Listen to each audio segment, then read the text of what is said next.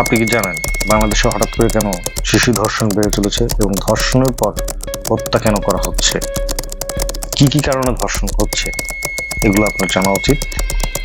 এই কন্টেন্টটি অবশ্যই মিস করবেন।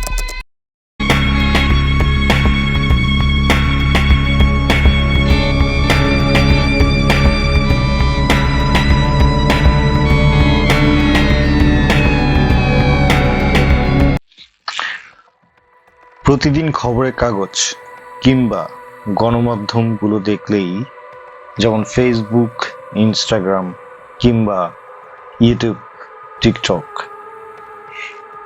এগুলো দেখলেই শুধু ধর্ষণের খবরগুলো শুনতে পাচ্ছি। মানুষ আতঙ্কিত এবং তারা ভীষণ উদ্বিগ্ন।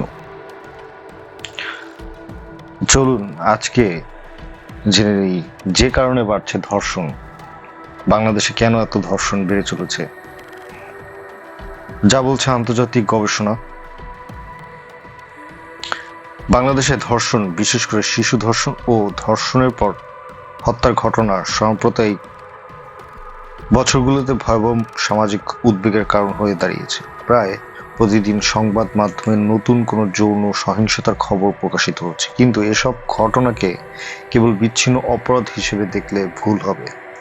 আন্তর্জাতিক গবেষণা বলছে, যৌন সহিংসতা ও সাধারণ সামাজিক ক্ষমতার অসমতা, সহিংস সংস্কৃতি, বিচারহীনতা এবং বিকৃত মনস্তাত্ত্বিক প্রবণতার সমন্বিত ফল। যৌন অপরাধীদের উপর পরিচালিত বহু গবেষণা বলছে, যৌন সহিংসতা সাধারণ সামাজিক ক্ষমতার অসমতা, সহিংস সংস্কৃতি, বিচারহীনতা এবং বিকৃত মনস্তাত্ত্বিক প্রবণতার সমন্বিত ফল। যৌন অপরাধীদের উপর পরিচালিত বহু গবেষণা দেখা গেছে, ধর্ষণ কেবল যৌন চাহিদার বহিঃপ্রকাশ নয়, বরং এটি অনেক সময় ক্ষমতা, আধিপত্য ও নিয়ন্ত্রণ প্রতিষ্ঠার সহিংস উপায় হিসেবে কাজ করে। ধর্ষণ বৃদ্ধির অন্যতম প্রধান কারণ হলো বিচারহীনতার সংস্কৃতি।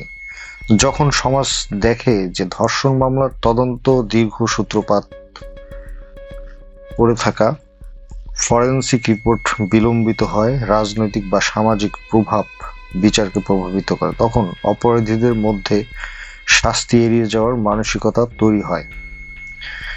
অপরাধ বিজ্ঞানীরা দীর্ঘদিন ধরে বলে আসছেন, শাস্তির কঠোরতার চেয়ে শাস্তির নিশ্চয়তা অপরাধ দমনে বেশি কার্যকর। কিন্তু বিচার ব্যবস্থা দুর্বল হলে অপরাধীরা মনে করে তারা শেষ পর্যন্ত পার পেয়ে যেতে পারবে। এর সঙ্গে যুক্ত হয়েছে ভিকটিম ব্লেমিং সংস্কৃতি, যেখানে ভুক্তভোগীরা পোশাক, চলাফেরা ও জীবনযাপনকে প্রশ্ন করা হয়, অথচ অপরাধীর মানসিকতা ও সামাজিক বিকৃতি নিয়ে আলোচনা কম হয়। এই সামাজিক মনোভাব পরোক্ষভাবে ধর্ষকদের সাহসী করে তোলে। আন্তর্জাতিক জার্নালে প্রকাশিত গবেষণাগুলো বলছে, অনেক ধর্ষকের মধ্যে বিকৃত চিন্তা কাজ করে।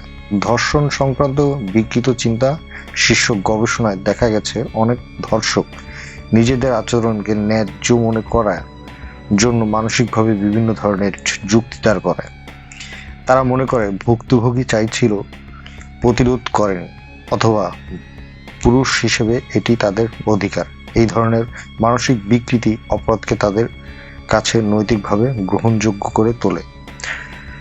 গবেষণাটিতে আরো বলা হয়েছে, ধর্ষকদের মধ্যে আত্মনিয়ন্ত্রণের ঘাটতি ও আত্মকেন্দ্রিক মানসিকতা প্রবলভাবে কাজ করে।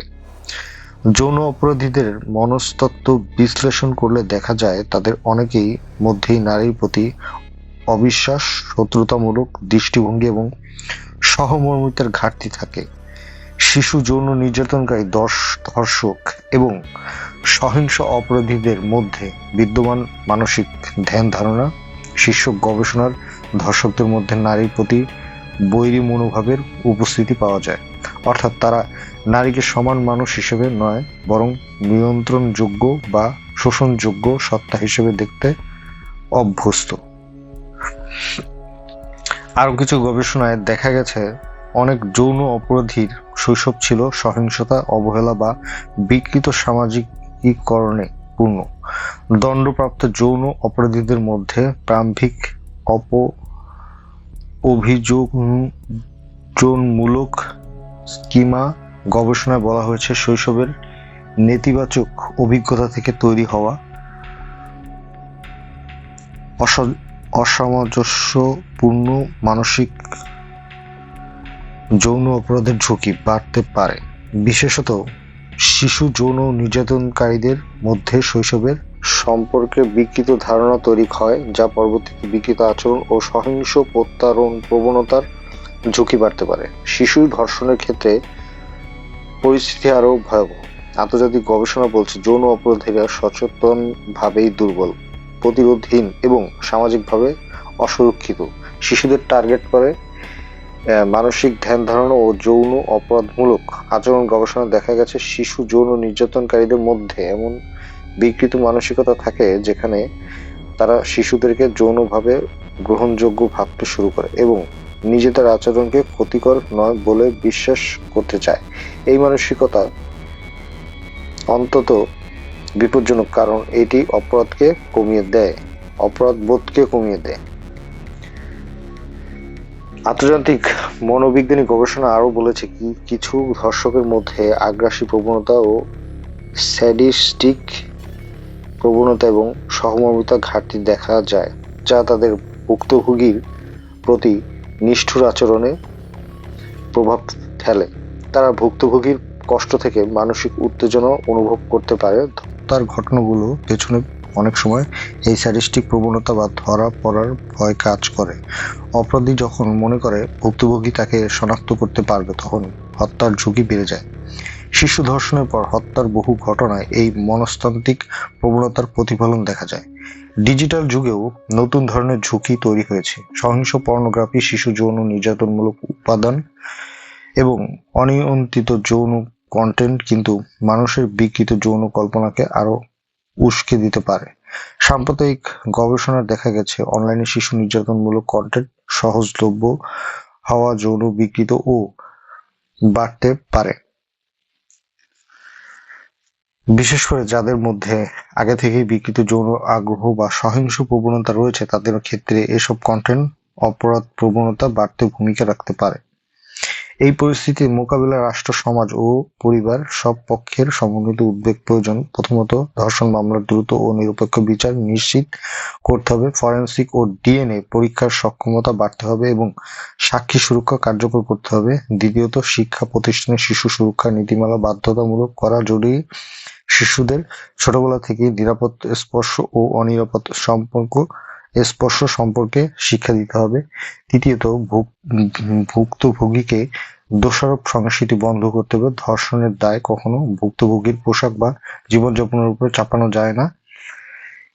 একই সঙ্গে পরিবারের ছেলে শিশুদের সমোন্নতি, সহমর্মিতা এবং নারীর প্রতি সম্মান শেখানো জরুরি।